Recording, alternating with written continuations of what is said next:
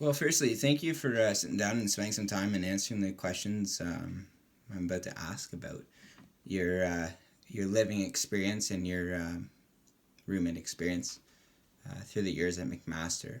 Um, First off, what year are you in? I'm in fourth year. So it's your last year here at McMaster. Yes. Um, so you could say you probably have a little bit of experience as far as roommates go, and the roommate process, and maybe home finding, house finding. Yeah, a few years. Perfect. So I'm gonna start off right at the start. Did you attend res at McMaster? Yes, I did in first year. And now being in fourth year, do you have any roommates right now? Are you on your own, or do you live with people? And how many? I do. I'm living in a house right now with 6 other people. So going back to res and now today, I mean, how did you find these roommates? So the original group that I lived with, they had made a post on Facebook saying that they were looking for one extra housemate. So I sent them a message. We met up, we hit it off, and I ended up taking the empty spot in their house. So I'm gonna ask, like, generally, would you say it's worked out currently? Is it working out well? Are you satisfied with roommates, or a specific roommate maybe unsatisfied? Maybe tell me a little bit about it. Um, the first group that I lived with, they were good.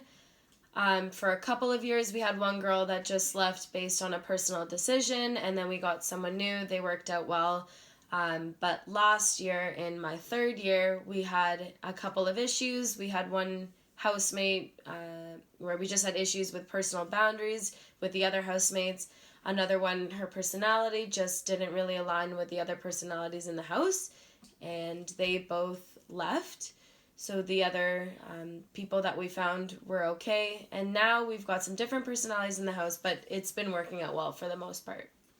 So, diving a little more deeper into that last comment, as far as roommates working out, compared to obviously a little bit of tension or a problem with roommates not working out, is there any correlation to the way that you found these roommates? So what I mean is, the roommates that you've had problems with, are those roommates that you knew really well and decided to find a house with, or are those roommates that you've found other means, like you said, Facebook, and haven't worked out well? No, so I think that for the housemates that I've had the most issues with were just the people that I met in the beginning and found mostly through Facebook, and we just kind of chit-chatted so that I could get a spot in their house, whereas the other ones we took more of an effort to get to know each other. The new ones that I got were known personally to me, and they have worked out a little bit better than the ones that I just met through Facebook. Facebook. Okay, cool. So we're gonna kind of shy away from the roommates themselves and look at more of like your landlords. So I'm gonna ask the question: are you satisfied with the terms of your current? And it sounds like you've been in the same house for the past 4 years or 3 years. Sorry, other than res, you've been in the same house. Yes, for the past 3 years. So have you been satisfied with the terms of your current lease since you've only been at that place? Yes, been satisfied in terms of the lease. The landlord is really great. The terms are nothing too crazy. If anything, I would just complain about the increasing rent over the years. Perfect. Have you or anyone in the house that you're currently living at subleased their room before? Yes, I personally have subleased my room for a summer, and 2 other of our housemates have also subleased in the 3 years. I have the next question to ask you, which is, if so, how did it work out with your subleased roommate? But I think I'm going to ask you firstly, how did you find your sublease? How did you go about filling your room? You just said that you yourself sublease. So how did you go about finding that person? I originally wasn't looking for a sublease. Sure. It was more so just if I came across one, then I would take them on. So was someone that I knew personally, had gone to school with previously. They were interested in the room. I gave it to them. And the other people that we have subleased with, So were sorry. through Facebook. So your sublease was a personal connection. Yes. And it worked out fine. Yes. So you're saying other roommates have sublease as well, but how have they advertised their room, or how have they gotten their sublet? Through Facebook. My housemates have advertised their rooms on Facebook for potential subleasers. Okay, so then I'm gonna ask, how did that work out, or how did it work out with those subleases? For the most part, they've worked out well. We have had one sublease that did not work out well. We took them on as a sublease and thought that we might be able to take them on as a full-time housemate, and it did not work out very well. Okay. So moving on, what are the top 5 things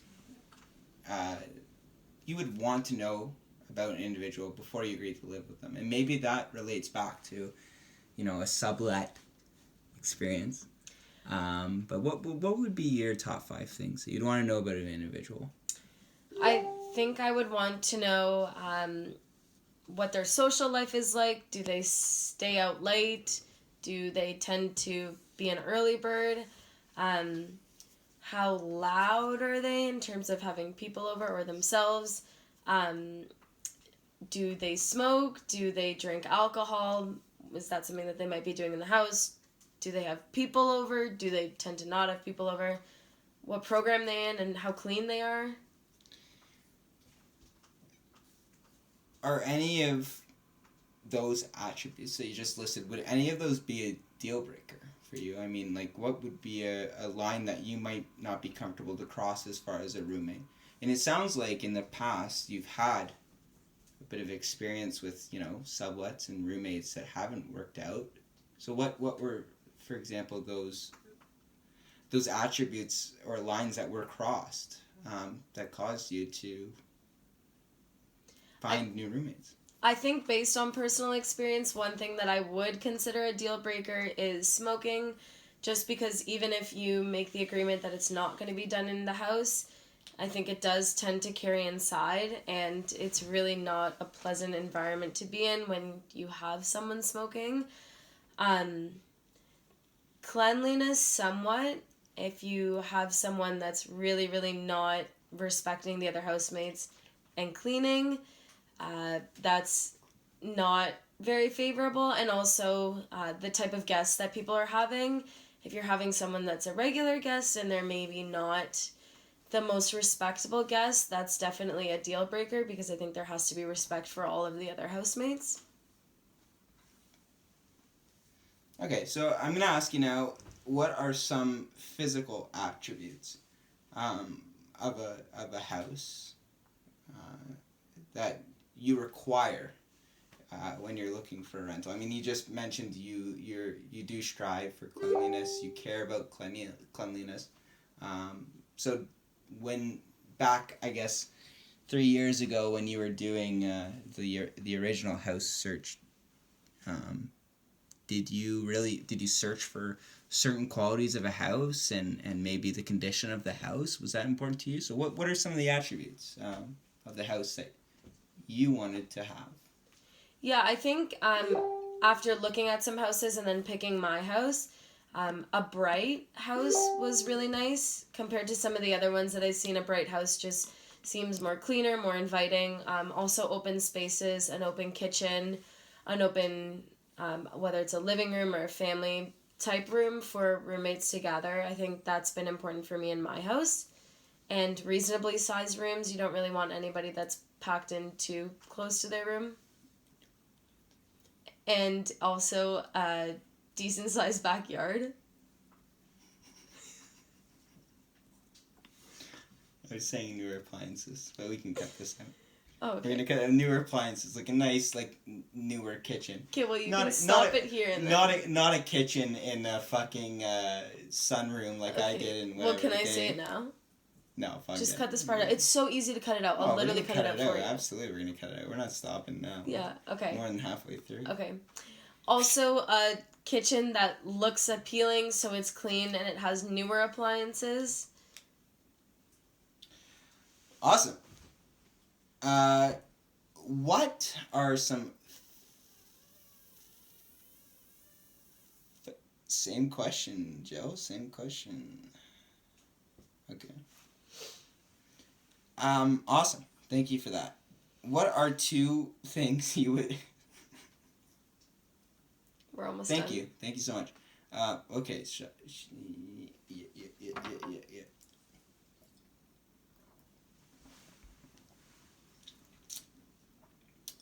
Okay, moving on then. What are 2 things you would like to know about your landlord or landlady before entering a lease? I think that they're a reasonable person. If there's any issues or negotiations that have to be made in terms of the lease, that they're at least open to discussion, and probably that they own other houses would be a reassuring factor. How about things like how often they might visit the house? That's probably important. I think that also would be important, and in addition to how often they visit the house, how willing are they to come when there is an issue, so how quickly they come, and how they follow up. Okay, awesome. So that kind of wraps up the personal experience. And again, I appreciate you spending your time and giving us those answers. We're gonna move towards the product that we have an idea of, and I'm gonna start with: do you use Tinder? And I know it's a personal question, so thank you again for being honest with us. Do you use Tinder, or have had any other app that connects you to random individuals? Yes, I've used apps of the sort. How do you perceive that app? Is it effective? Could it be made better, perhaps? I think it depends on the type of app. Some of them that are very basic and don't really have a lot of room to select your preferences, I don't think those work very well. But some of the other ones where you can get to know a person a bit better, yeah, they can be effective.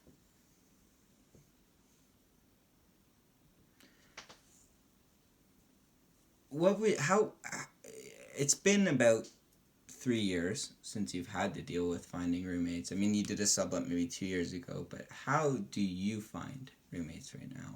I know you talked about Facebook. Perhaps that's still the same thing. Has there been any new innovation, is what I kind of am asking. Or let's say you've lost a roommate. It's your 4th year, but you've lost a roommate. What would be your first step or first idea of a place to look for a roommate? I think firstly it would either be asking if anyone in the house knows anyone that's looking for a place. But perhaps that fails, and it has in the past. So at the same time also turning to Facebook. That's really the only other thing that I can think of. Yeah. And do you think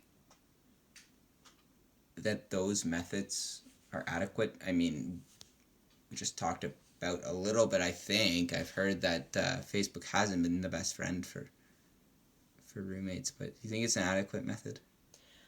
I would say Facebook is lacking a bit, just because I really think you have to make the effort to meet the person in order to decide whether you want to live in their house. Through Facebook alone, I don't really think exchanging a few messages back and forth is adequate enough to choose a suitable housemate. And again, with finding people through your own housemates, sometimes it might work out well, but you don't really know a person until you live with them or get to know them on a deeper level. Okay, so what we're going to do now is I'm going to stop the video. I'm going to show you a prototype of what we've been working on. I'm going to let you play around with it and watch it and see what's going on. And then I'm going to ask you a few more questions. And what we're going to do is we're going to maybe compare and contrast your past experience with, your past methods of finding roommates compared to maybe what the idea we're working with is. And then